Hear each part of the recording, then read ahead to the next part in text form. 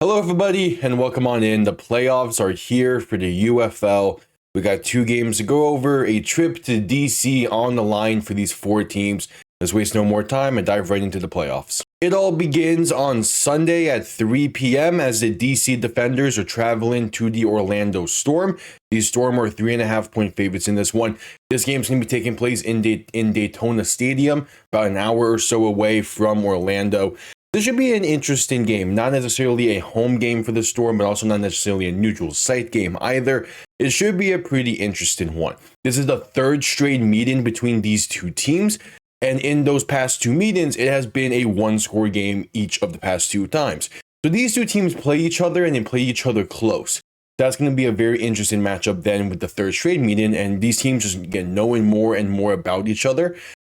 Already, when you have the second meeting between 2 teams, they're already going to know each other a bit more and know exactly how to scheme against them. The third meeting, especially third straight, is going to cause for some interesting coaching decisions. And with that comes what Shannon Harris said shortly after the game against Orlando last week.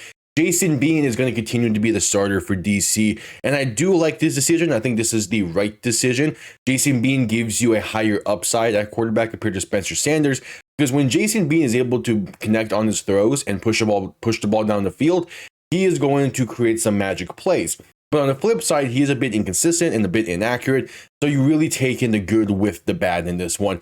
Spencer Sanders, you would pretty much know what you're going to get out of him if he played in this game. So to try to get the passing game to a respectable level for this one, you needed to go with Jason Bean. But I do still expect the ground game to be that roughly 150, maybe 200-yard performance that we've gotten out of them most of the season already.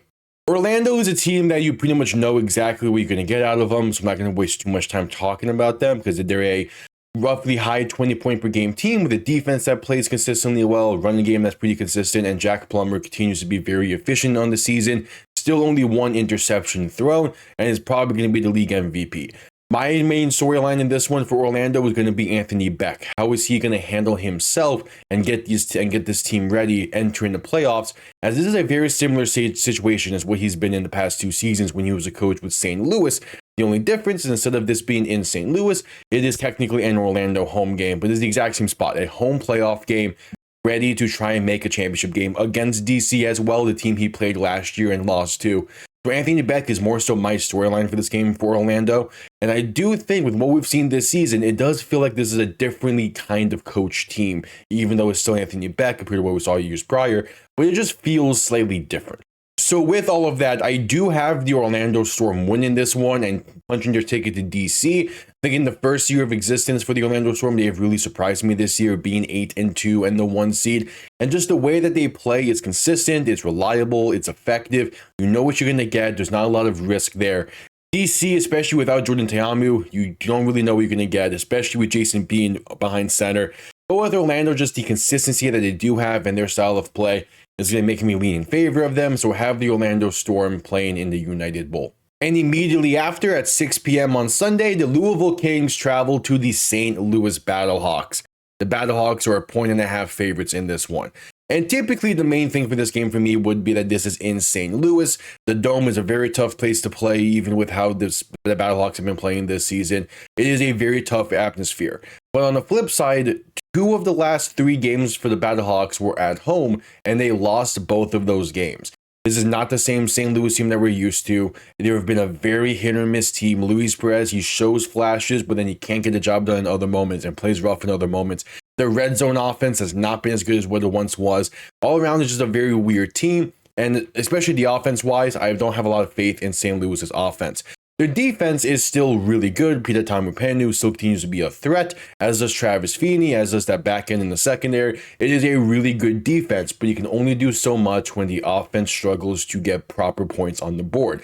This is a St. Louis team that just cannot capitalize in certain moments, and it's kind of weird for it to be that way, considering the amount of talent that's on that roster. Louisville is kind of on the other end of the spectrum for all of that. They have so much talent on this roster, and they're finally starting to capitalize on those opportunities. This is the team that over the past month of play have scored 30 plus points in each and every game. The last time this has happened was the 2024 Birmingham Stallions, and they ended up winning the championship that year. So this is a Kings team that is poised to play in June football and poised to go on a run here. They've been hot since changing to Chandler Rogers behind center. He's been a night and day difference, mainly just because he's not turning the ball over to the same way that Jason Bean was. He's more in control of the offense and is just doing a better job at managing the game. James Robinson got added to the running back room, and he has been a massive improvement as well over Benny Snell, really completely changing the way this running game is viewed. The receivers are also starting to finally show up a bit now that Chandler Rogers can actually hit them in stride. Lucky Jackson and Caden Prather have been great. And the defense as well has hit a stride as well. Through the first month of play of the season, they only had one first turnover. Over the past 5 or 6 weeks, they have had 17 turnovers. So it is a vastly different Louisville Kings team that we've seen over the past few weeks compared to what we saw at the beginning of the season, and I feel great about that. As for the special teams, I'm going to mention special teams in this game because we have the Battlehawks who have had some pretty good returns this season, as have Louisville, but also the kicking battle in this game is going to be leaning in favor of the Kings. Tanner Brown set the single game field goals made record this season. He is at roughly an 87% field goal kicker this year. He has hit from 61 yards out. He is a fantastic kicker, someone that I expect to be in the NFL in the fall. And all around, this should be a really interesting game, especially with it being a rematch. But with all of that, I do have the Louisville Kings winning this one. I've been high on the Kings from the very jump. They have shown me plenty over the past month or so to make me stay high on them. And all around, just their style of play, similar to Orlando, as I just mentioned, is seemingly very reliable and very consistent. Whereas St. Louis, it is a very hit or miss style. You never really know what you're going to get out of them. And what you can bank on is that they're not going to punch it in the red zone as much as they should. So with all of that, it's going to come back to bite St. Louis. It is going to be weird if they do lose 3 straight home games. It's kind of uncharacteristic of them. But we've seen a lot of uncharacteristic plays and moments this season from teams that we feel like we knew at times, and this could be easily another moment. So we have the Louisville Kings making the United Bowl. So there you have it. My thoughts on the UFL playoffs. I will be live on Sunday for both of these games. It will be one long 6+ hour stream as it's a back-to-back. Hope to see you all there at some point throughout this. We'll see you all next time. If not, have yourselves a damn good one. Peace.